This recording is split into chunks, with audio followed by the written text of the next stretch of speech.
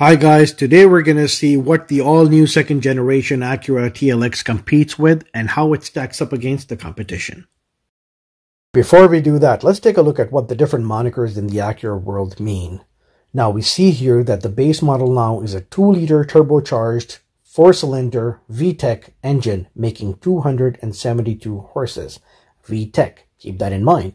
The second last line shows us the different trims or the packages available on the TLX. The base model referred to as Standard, and then Technology, A-Spec, and the Platinum Elite. This is the first time we're seeing the Platinum Elite on the TLX. The first time we saw it was on the RDX. My focus here is the A-Spec. A-Spec is a styling package and not a performance upgrade, but you do get better handling because of the stiffer suspension and the bigger wheels wrapped in summer tires as opposed to all seasons you would get otherwise. You also get a more aggressive, sportier front and rear fascia. You get the black chrome around the window trims and the grille. You get the flat bottom steering wheel, the sportier seats. Think of it as the S-line for Audi. So if the base engine with the 272 horsepower is enough for you, and trust me, it will be. 272 horses are a lot, but you do need better handling. You don't need to upgrade all the way to the Type S. You can just get the A-Spec package and you'll be very happy with it. And then there's the Type S. It is a performance upgrade, and the last time we saw the Type S badge was about 13 years ago. Now, according to the Acura website here, under the hood, we will find a 3-liter turbocharged V6 engine, but it's not going to be a VTEC, which is why I wanted you to remember that the base 4-cylinder engine is a VTEC. Not that it matters. It may matter to some people, I don't know, but something to keep in mind. Now, this will compete with the likes of the Audi S4, the BMW M340i, and the Mercedes-AMG C43. That's the kind of performance we're expecting. And now that we have all the basics covered, let's get started.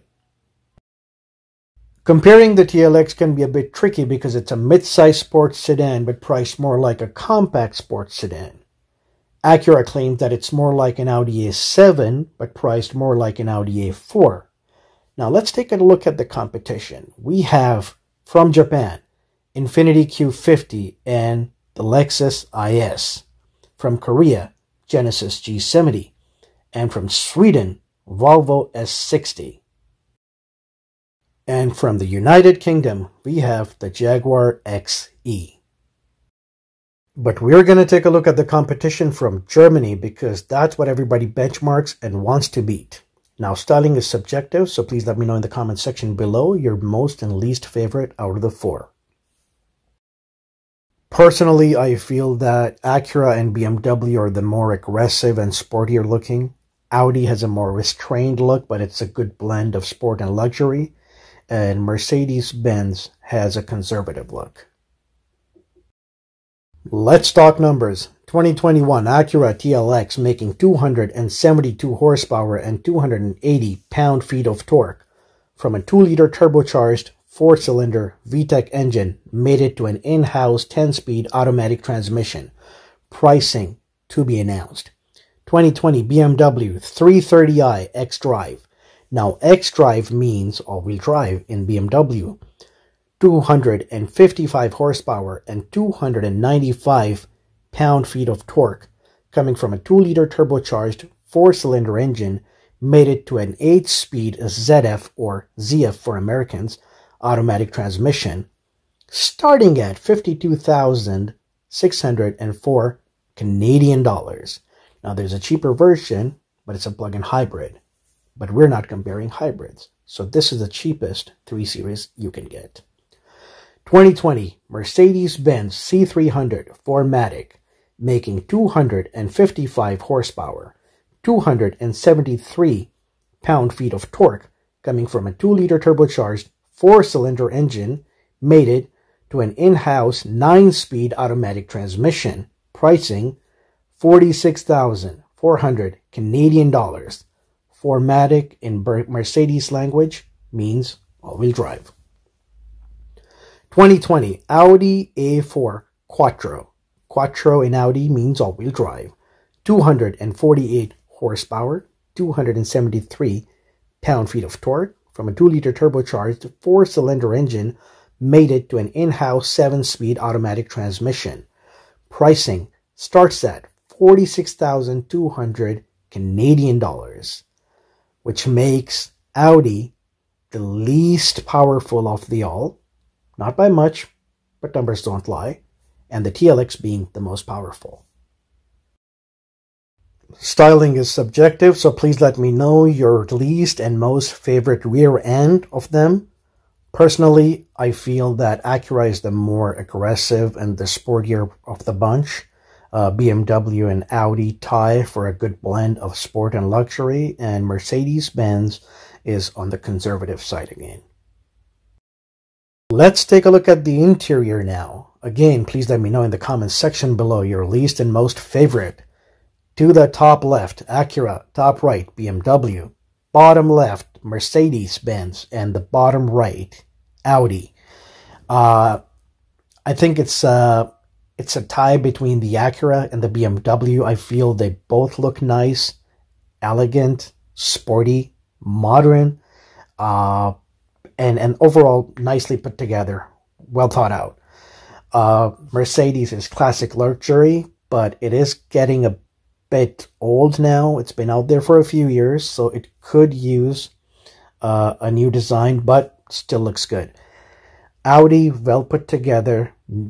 Execution could be better. I really am not a fan of the tacked on tablet style infotainment system, and that's exactly what's going on with the Mercedes. I really don't like these two. I think the infotainment system execution in the Acura and the BMW is much, much better than the Mercedes and the Audi. Please let me know what you think.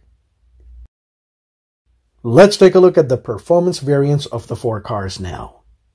2021 Acura Tlx Type S Super Handling All-Wheel Drive. Super Handling All-Wheel Drive will be standard on all Type S trims.